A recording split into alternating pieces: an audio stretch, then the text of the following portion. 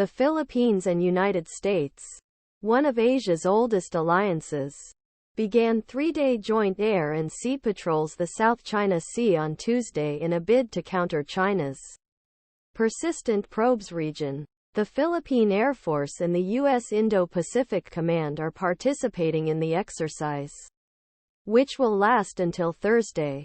The incident is taking place in West Philippine Sea, Manila's name for part of South China Sea that falls within Philippines' exclusive economic zone, where Beijing is actively asserting its claim to disputed islands, reefs and atolls in Spratlys, Archipelago of islands.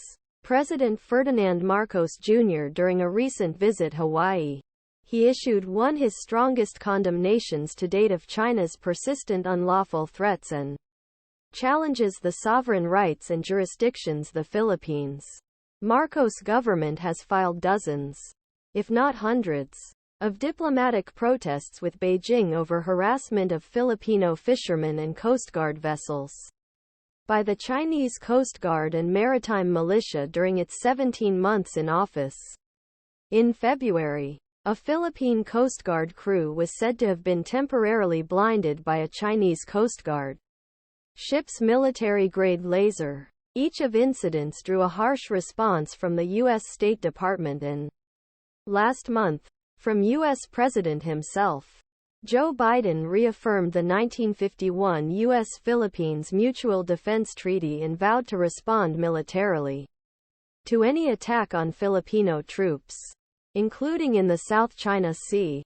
But China's constant pressure in gray zone has not stopped. Observers in the region say doubts are growing about depth of Washington's commitment at a time when multiple conflicts are testing America's bandwidth. Rand Corp.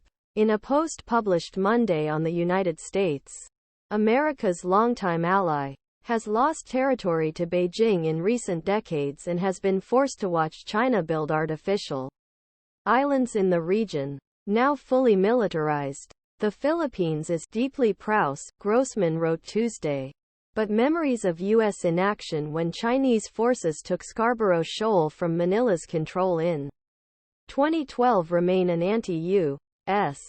trigger, he said. In 2014, Obama administration included disputed Senkaku Islands within scope of security agreements signed by Washington with Tokyo.